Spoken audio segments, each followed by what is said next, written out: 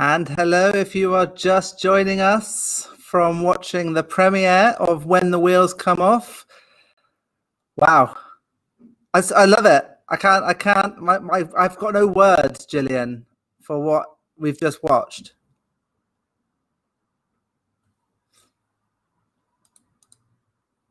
I can't hear you. Hang on a moment. Let's bring you back. Try again. Have I got my mic on there? Yes, you have. Yeah. I think it's something that we can all be really proud of. It's great to have the opportunity to share that with our audience this evening and all the people who are going to watch it afterwards. Incredible, absolutely.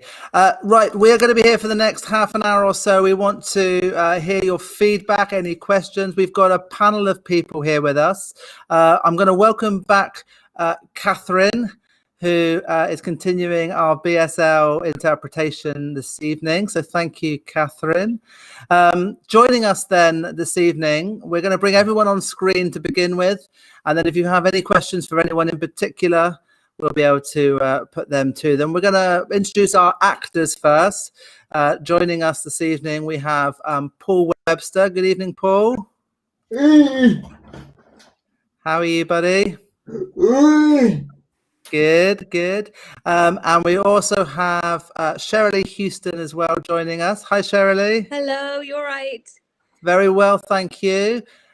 What an amazing piece of drama we've just watched. It was phenomenal, wasn't it? It was just brilliant. It was so clever as well. Really good. Absolutely. We're also going to bring on to the screen very quickly our two co-directors. We've got Conor Magee, who hopefully we'll be able to see.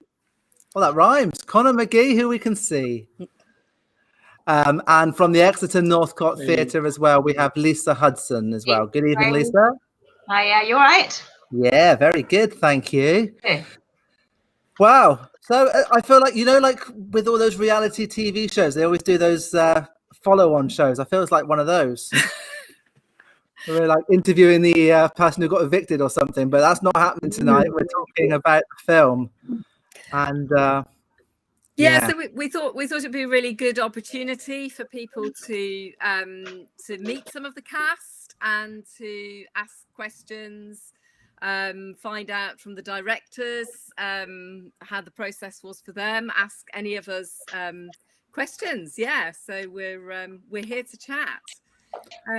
I think I'm probably going to start by asking Paul, what, as one of the participants, what did you want people to get out of this film?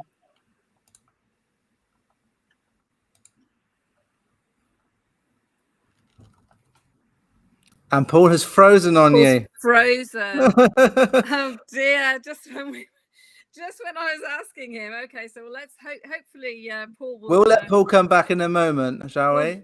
Paul will come back. So perhaps worth saying that this is a partnership with Exeter Northcott Theatre, and so I'd like to ask you, Craig, and you, Lisa, what you think that both organisations have got out of the partnership. So I'm going to start with Lisa.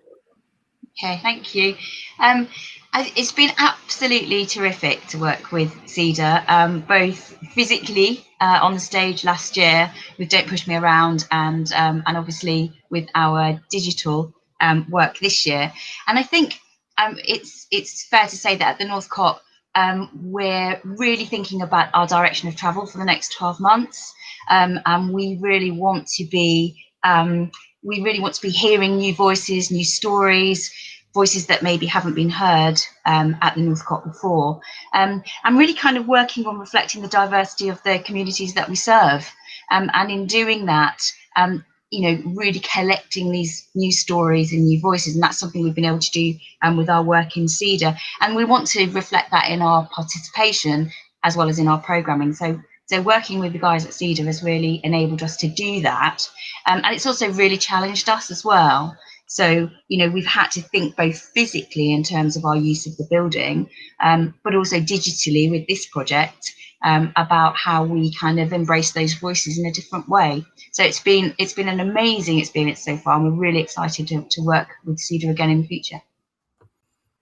Yeah, I mean, I think I'd echo the same for Cedar. And in fact, that originally when we did this, we wanted to give our Cedar members, our emerging actors, the experience of being on a theatre stage and being in the theatre environment. And we thought that was probably all we had to do.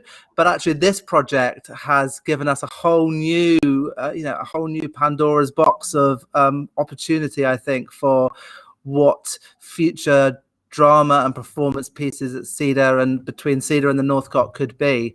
We're very proud that we're working with the Northcott Theatre. We're very proud that they are making as many kind of changes as they possibly can to be as inclusive and as accessible as possible.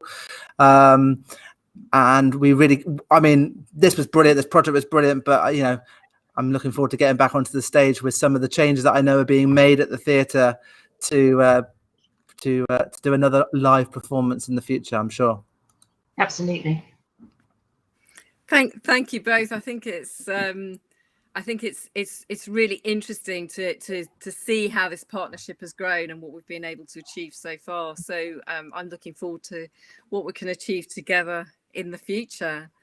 I think I'd also like to ask Cherylee something, because we're really lucky to have been able to work with Cherylee, because not only as an actor, but to learn from her as an advocate as well. So I'm interested to know, Cherylee, what it was like for you coming in to work on the project with this team that you'd not met before, and how you found it.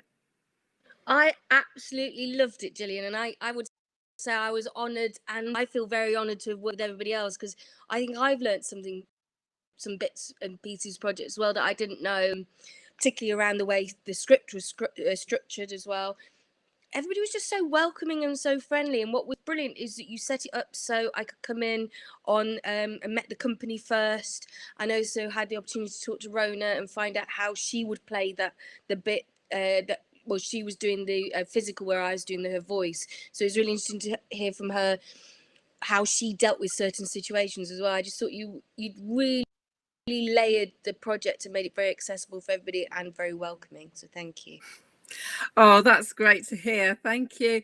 I think there's an interesting question in there for Conor as well, because you talked about the way that the script was structured, and it'd be interesting to hear from Conor, because as the writer, it was a challenge for all of us. We were all trying to work out how we were going to achieve this project, and Conor had started writing as though this was going to be performed on stage, and then all of a sudden we said, okay, well, here's Zoom calls.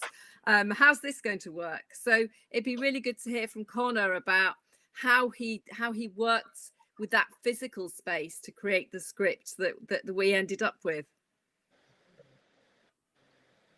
Yeah, well, it was interesting space. It was a virtual space, and it is true that those things in terms of physical space at the very beginning of the project. So the original scripts called for people to move to a particular place on stage, actually on the Northcott stage, where it was all in my head. And then that couldn't happen. So it then had to be kind of rejigged, and it took several versions for it to make logical sense, logical dramatic sense.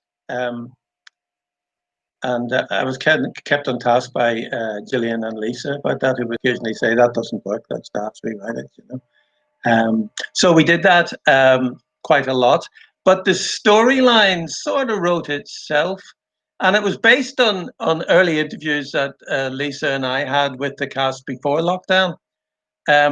So, for example, Paul had actually mentioned, Paul had talked about nightmares, Rob had talked about dreams.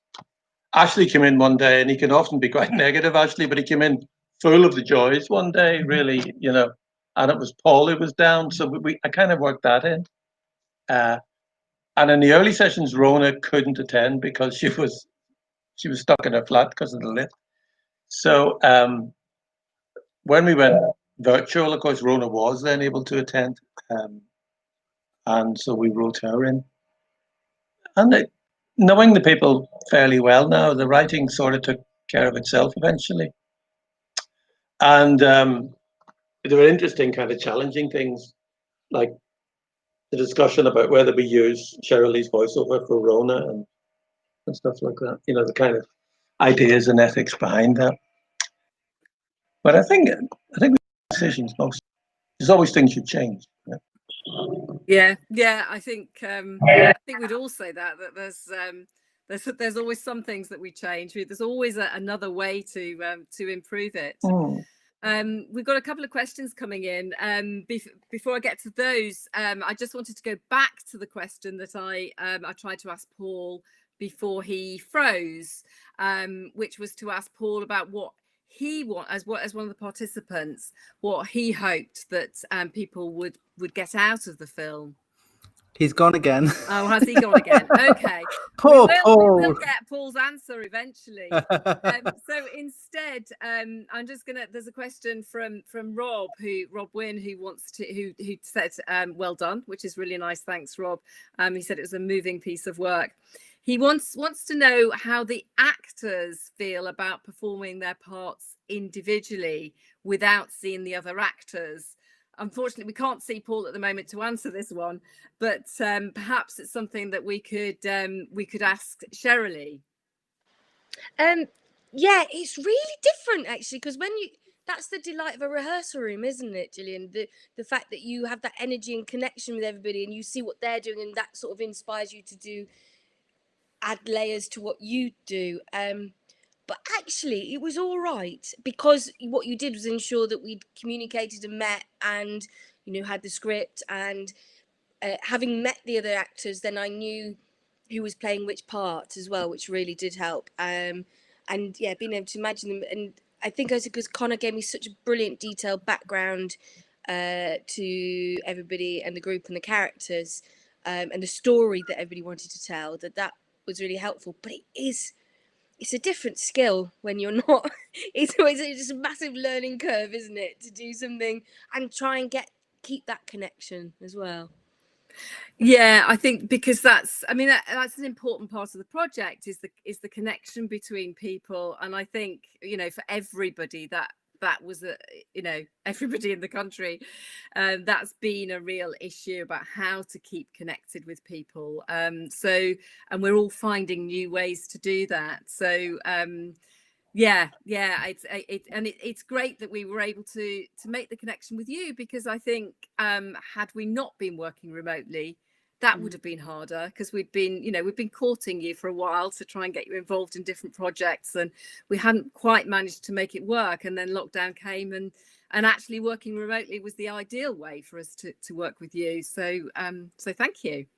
Oh, it's a pleasure. Yeah, because access wise, I'm a pain sufferer, so I can't travel. So actually, even though it was difficult, it meant I did have the opportunity to work with everybody, which I didn't before. Yeah. So thank you. I think we've got, hopefully Paul is going to stay on the screen now. So I don't know. I'm going to go back to the question that I asked you before, Paul, about what you wanted people to get out of the film. I hope people would understand cerebral palsy better and the play shows, disabled or not. We don't have dreams or nightmares.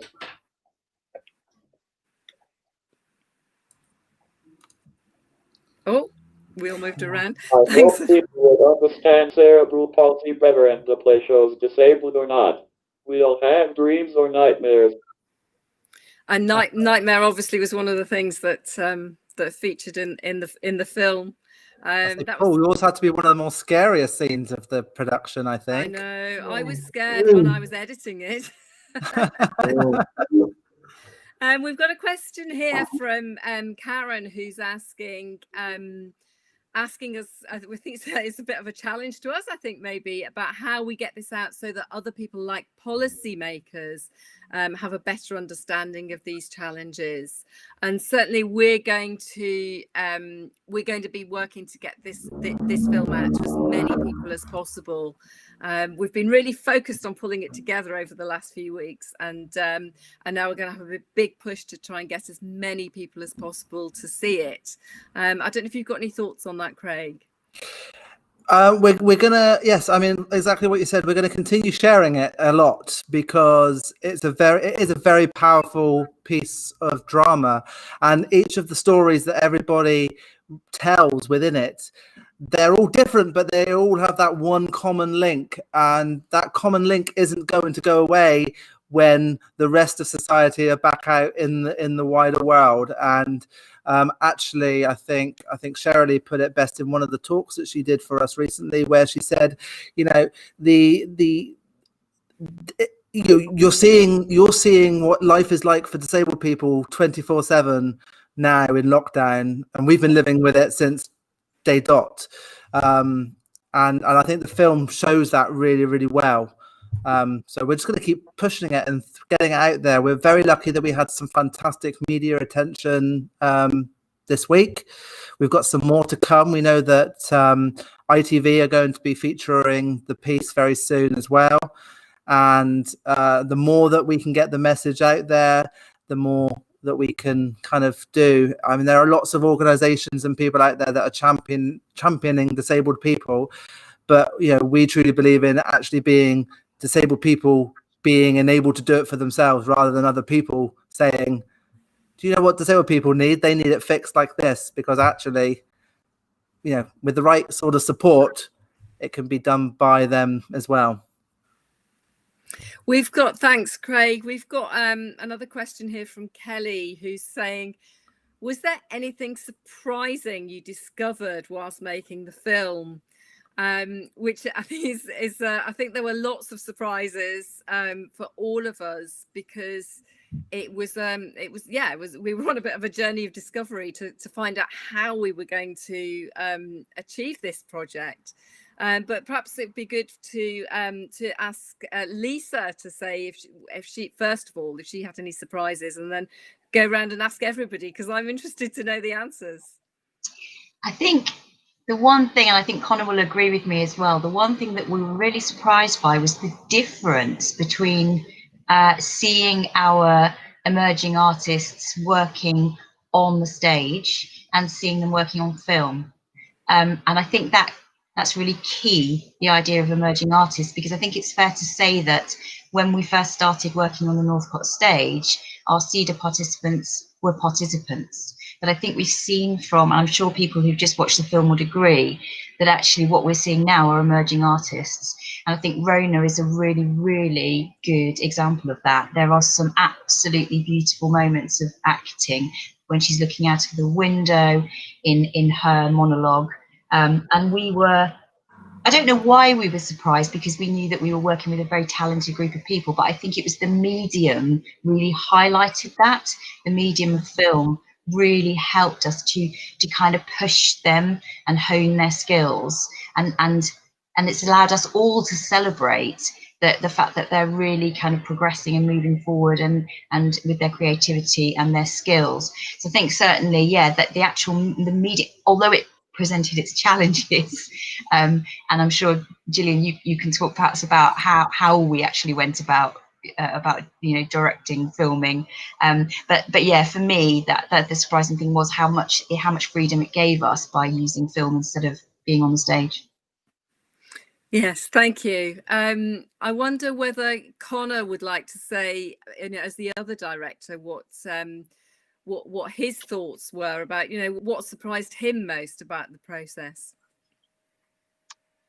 Yes, I mean, the fact that we set out to actually build on the skills that we learned during Don't Push Me Around, which was our earlier piece.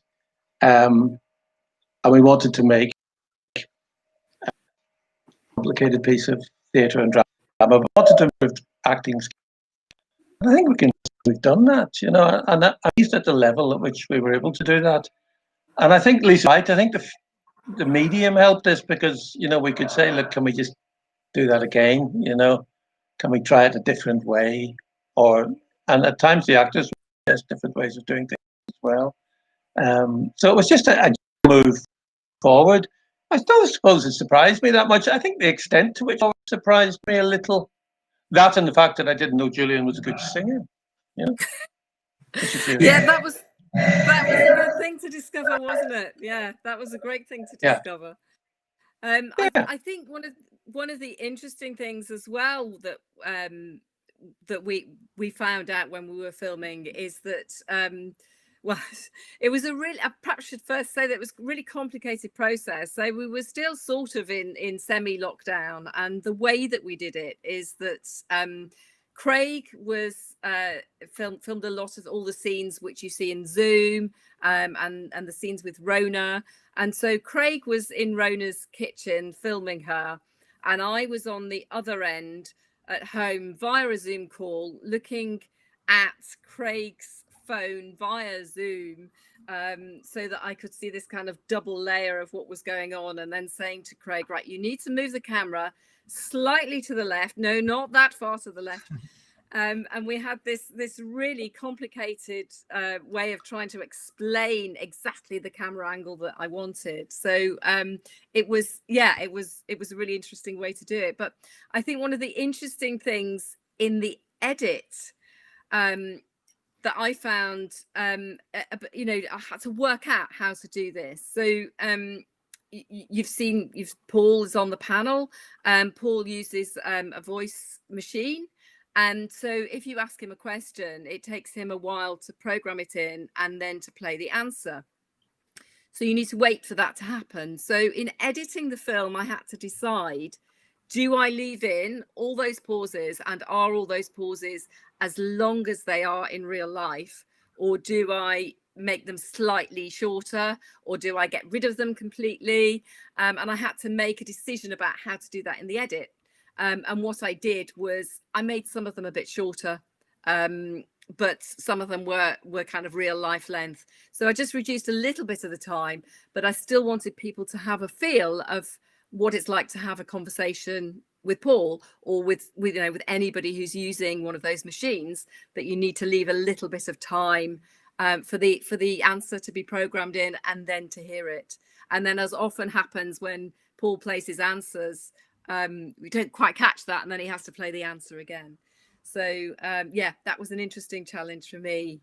So I think perhaps if we can bring in Cherylee and ask her if she what the surprises were for her. Oh, that's quite a tricky question. The format, the film, I thought it'd be I thought it'd be much more difficult than it was in doing the process the way we've done it. And I think I'd have felt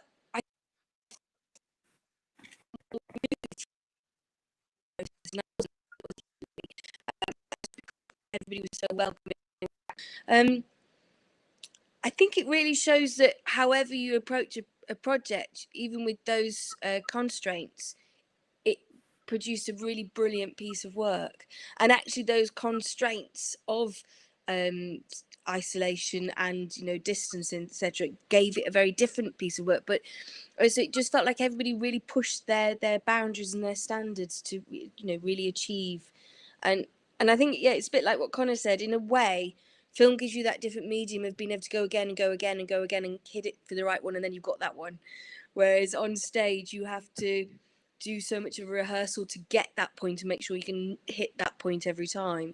So it's a really different process. And also the way, if you're on stage, something that you're doing facially, you still have to project to the back of the room. Whereas I think that's what from watching it and the delight I had, particularly I thoroughly enjoy, with Rona, every thought process you did, Rona, was fantastic, and you could see it. You could see it go across your face, and you could see it in your eyes. And I think the same for the other guys. And some of I'm sorry, I've forgotten everybody's name right now, but in the three, I kept laughing so much. It was really funny, and I think it's because film picked up some of the nuances of people's facial expressions and the tone.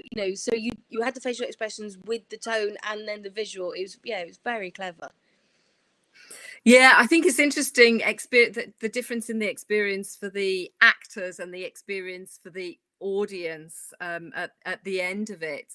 We've had another question. People are really interested in this. We've had another question. Kim has asked what the advantages of working on film were for the cast, and I think that's one of them, and perhaps we could bring in Paul and ask him, unless have you got any others to add, Cherylee, but perhaps sorry, we're all flicking around here. I don't know if you've got any others to add, but perhaps Paul's listening and he can think about whether he's got an answer to what the advantages were for him working on film, because I know he preferred the experience of live theatre, but perhaps he could be thinking now programming his machine. He's gone again, Gillian. Oh, is he gone? Yeah. Oh, rats. So, he must be having Conor wants to say something now, I believe. Okay, great. Let's bring Conor in. Hi again. One of the things we did have as a cast was an amazing amount of patience, because it took forever to set up shots, because of the complicated and layered and convoluted method of working. And the cast had an enormous amount of patience, so we were just very calm during that. Made me think that's probably because they spend a lot of their as disabled adults waiting for things to happen and people to help them do things. So they were very patient people. Most. Yeah, I think that's an important thing. I think it's commenting on. So I have. Yeah. Yeah, definitely, I'd agree. That's okay. Thanks. I'll go back to the room at the back now. I think I would agree with that, because the process that I described earlier with the way that we were filming it, while I was giving Craig instructions about what to do with the camera, Rona or whoever it was that was sitting there waiting to be filmed was just sitting and waiting while we got our act together and worked out how we were going to do this this tricky bit. So yeah, I think patience is a really a really interesting thing, and I think we'd probably include in that the personal assistants who were involved. I mean, it was great to see Tara in the film, and that was a beautiful scene with Olivia, and she, you know, it said as much about her as it did about Olivia, I think. And also we had Terry, who was the person who happened to be there when we needed one of the personal assistants to play the part that was already written in. And so yeah, I think they've been really key to helping us to make this happen. I saw Terry this afternoon when I was leaving Cedar, and I told him that I'd seen his big screen debut, and he'd forgotten all about even doing it, I think. He must be so used to doing it. It was you know, it was a key part. Absolutely, it was a key part. Yeah, yeah. Have we got any more questions coming in? Well, I'm just going to literally just go through a couple of the comments that people have been putting on the chat that aren't questions but are just kind of feedback, because there's some fantastic comments on here. Ultimate praise for everything that they've seen. Sarah says, "Wow, that is amazing." Debbie says, "What a wonderful film. We should all be so proud of ourselves." Gracie says, "Well done. Wonderful film by Sandra Hart." Hugh says that it really makes everybody think, and he hopes it will make everybody think. Steve says, a brilliant team, Cedar. I'm so proud of what you guys have done. So humbled by such a moving film. Rowan's talking a bit about how proud he was to be involved in it, because I think, you know, the whole point of projects like this are to give as many people opportunity to be involved in whichever capacity they can be. So we have our actors on stage, but what Rowan was doing kind of behind the scenes, we also had Rebecca Horton, who was doing some creative writing and some other bits of work related to the piece that we're hopefully going to kind of released next week or the week after. Yeah, so we've got some amazing people in the background doing really important work, as well as the fantastic actors like Paul, who's on the screen still. Gillian, what was the question you were going to ask Paul whilst we've still got him? We've got a couple minutes left before we have to wrap up. Yeah, so I was, every time Paul froze, I was trying to ask him what he wanted people to get out of the film.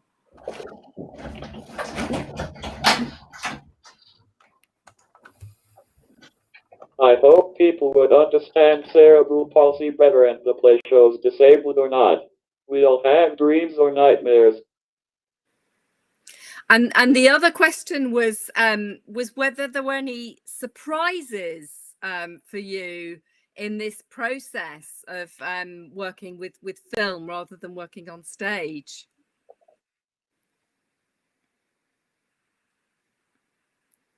And while Paul's... I surprised my wife.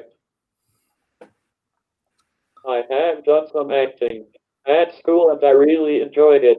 And then at theater some years later, it was offered and I said I would love to. I think, yeah, because Paul was in the previous production, which was on stage, and he said when we were chatting the other day that he preferred he preferred was different.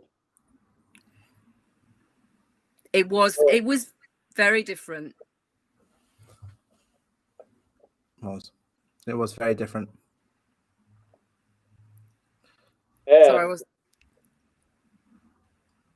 harder. It was different and harder. Yeah, I think it was hard. I think it was harder for all of us, wasn't it? But I think it shows in the results what we've achieved. Absolutely. We're coming to the end of our kind of Q&A session. Before I bring everyone back on screen to say goodbye, Debbie's asking whether the cheeky chap was ever reunited with his coat. I think he was. He probably lost it again the next day, but that's Julian for you. He was reunited with his coat. Actually, Julian felt so proud after seeing the preview this afternoon at Cedar. He actually went around giving everybody his autograph at the end of the day as he was leaving. So everybody in his little bubble, because everyone at Cedar at the moment are running in bubbles, he went around and gave everyone his autograph on a piece of paper, which was just was lovely. I've got a Julian autograph now in my collection. It's a very good question. Maybe this could be a subject for a future film. What did happen? Maybe we've left that question open. Maybe. Julian, shall I bring everyone back onto the screen so we can kind of say goodbye? Yeah. There we all are, look, all back on screen again. Well, I mean, thank you so much. Thank you, Gillian, for hosting this Q&A. Thank you to everybody who was involved in the project. For Cedar, it is an absolutely massive piece of work and a massive honour to have been able to be involved in the project. It's a wonderful, I think someone said it in the chat, a wonderful time capsule of the time that we're living through. And exactly kind of what we want to be looking back on in years to come. And who knows, in 5-10 years time, we can do a remake and see what everyone's life is doing out of lockdown, hey? Because, we might be out of it by then. You never know. You never know. Fingers crossed. So, thanks to everybody. Thanks to all our panel for joining us, and thanks to everyone who contributed to the film. If you want to know who everyone was, just go back, have a look at the credits, and if you'd like to watch the film again, it will be online, so you can watch it again. Yeah, it's on our YouTube page and our Facebook page. It's going to be there for the next few weeks, and we're going to keep reposting it kind of every now and then just to keep it fresh in your timeline. We don't want you to forget just after tonight. We want you to remember this kind of always. Let's also quickly say thank you very much to the people who made it possible by funding the project. So that is Arts Council England. through the emergency COVID fund that they released kind of really early on during lockdown. They were very proactive in helping arts organizations do what they can to sustain themselves through a very difficult period. So we're very grateful to them for that. And also again to the Exeter Northcott Theatre for facilitating this project and bringing on board some absolutely amazing creative minds that have really made the difference between an amateur piece and a professional piece. And I think everybody should be extremely proud. So thank you very much for that as well. So I think that's it. I think we can all go home now. Or I can go home. You're all already at home, I expect. Thank you very much for watching the live stream. Do let us know what you thought of it. Do tell us if we should do more of these, because actually this is quite Thanks, everybody. Been working on, so it's great. Thank you very much for watching. Thank you very much, Cherylee. I hope everything goes well for you. Oh, thank you. I've just loved this experience. Thank you so much for having me. And if you want to find out more about any of the stuff that Cherylee is doing, it's top job. It's Triple C Creative, isn't that correct? Yeah, it's Triple C or Dank UK. So TRIPLC LEC or at Dank_UK. And Dank is the Disabled Artist Network community, isn't it? And yeah. We have 900 members now, Craig. Fantastic. And I really hope that we can kind of introduce some of the members of the Cedar Artist Network to Dank, because I think there are so many possibilities and opportunities out there that are being missed because it's not being shouted about enough. And I reckon Dank are probably the best people placed to kind of do it for us. Thank you, Craig. That's very kind of you. We will do our best for you. Thank you. Right, we're going to leave you there. Thank you very much, everybody. And don't forget, if you want to continue watching the film again, it's on YouTube and Facebook from now. Bye, everybody. Good night. Hey.